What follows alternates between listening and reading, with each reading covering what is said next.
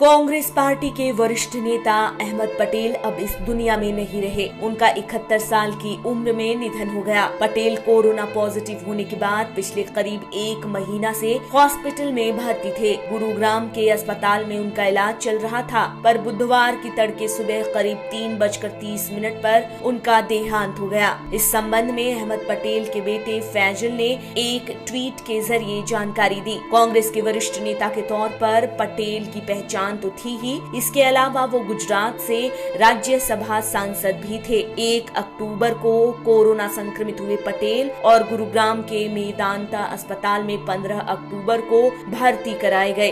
Corona संक्रमित होने की जानकारी पटेल ने दी थी और अपने करीबियों और संपर्क में आए लोगों को आइसोलेट होने और कोरोना टेस्ट कराने की अपील भी की थी। अहमद पटेल के बेटे फैजल ने ट्वीट किया और बताया कि मैं ये बड़े दुख के साथ बताना चाहता हूँ कि बुधवार देर रात 3:30 पर मेरे पिता अहमद पटेल का निधन हो गया।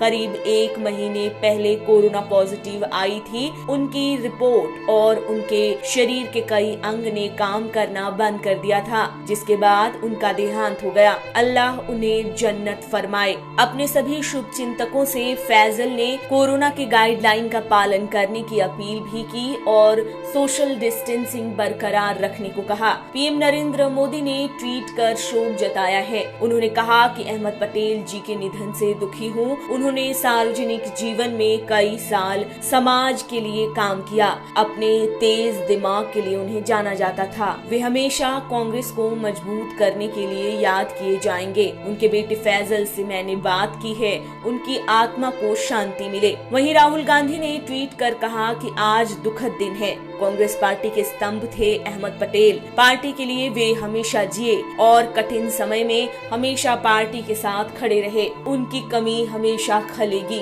21 अगस्त 1949 को पटेल पैदा हुए गुजरात के भरूच जिले के पीरामण गांव में। पटेल 3 बार लोकसभा सांसद रहे। साल 1977 से 1989 तक और 1993 से 2020 तक 4 बार राज्यसभा सांसद रहे। पहला चुनाव 1977 में उन्होंने भरूच लोकसभा सीट से लड़कर 62,879 वोटों से जीत दर्ज की। तब पटेल महज 28 साल के थे। पटेल भरूच से ही 1980 में 82,844 वोटों से, तो वहीं साल 1984 में 1,23,069 वोटों से अपनी जीत सुनिश्चित की थी। जनवरी से सितंबर 1985 तक पटेल तब के देश के पीएम रहे। राजीव गांधी के संसदीय सचिव के पद पर रहे। सोनिया गांधी के 2001 से राजनीतिक सलाहकार के पद पर पटेल बने रहे। वे गुजरात कांग्रेस के जनवरी 1986 में अध्यक्ष बनाए गए थे।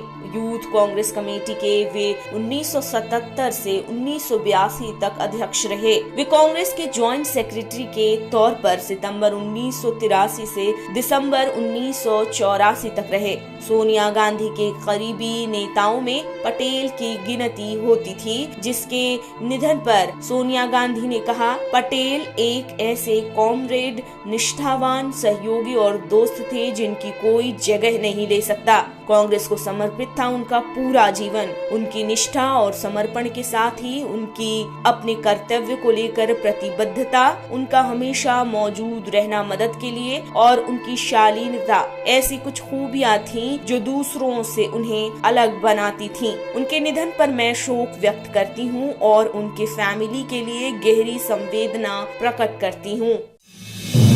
आप देख रहे हैं नेट्रिक न्यूज, साहस सच कहने का।